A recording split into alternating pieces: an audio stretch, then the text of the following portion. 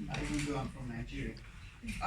Briefly, before I just talk to you in a few seconds about my latest book, I work in Plymouth. Many of you know Plymouth. It's so much unlike London. It's the British countryside where people retire to or go on holidays in Devon. And when I moved there about 20 years ago, I found out that something has to be done about telling people about who we are. Because the first school I went to, the child saw me driving in and he ran inside the school and shouted, "I've just seen a black woman driving a car." Oh, well, so there's a job to be done. So I set up Lampo Educational Services and took storytelling, drumming, different types of stories to schools just to let people know. We learned about Jack and Jill, went up the hill when we were young, and I found out that the children don't know anything about Africa apart from what they see on television. So that's what we do in Devon with some other freelance workers.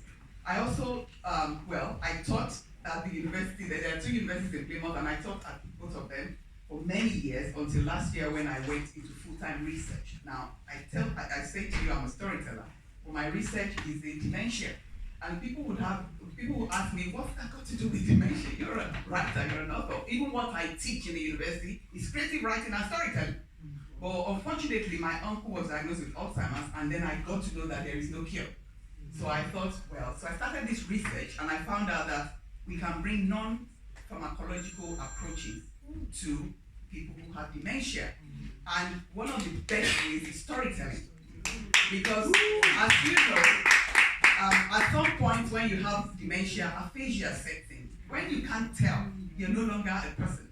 So I told the Alzheimer's Society, I can bring storytelling and drumming, and they said, yeah, let's see how it goes. And we started. This thing started like a play, or like just joking and working with people. And then, before I knew it, Finland is now sponsoring a full-time research for me to find out, put a scientific thing to it. You know how people come to the center and they say, my mother has never gotten involved in this activity. She has no clue. But look at her. She's drumming, she's dancing, she's writing her stories. So there are anecdotal testimonies, but no, put a scientific, I didn't say no. Going to be funded, so I've written books. One of my books is called Trickster Tales for Telling. I came to Europe and I found out that our trickster tales, apart from Anansi that came from the Caribbean, which is good, trickster tales like the tortoise stories, they are missing. So I wrote, and they are all in collections. So I then did everything, translated it, whatever I had to do, and then it's in a book. And I have other books as well on Amazon, which I didn't bother bringing here today. The latest book, the one I've just written, is something to do with women. As you get, I'm over 50 years old, and I found out a few things about a time in a woman's life called a season of perimenopause. Before you get into menopause, you go through perimenopause. We all know about menopause. I knew about menopause. I didn't know about the prerequisite that it is the worst time for many women. Not all women will go through it, but it is hard. Yeah. And our sister here said something about writing. I think journaling saves your life, really.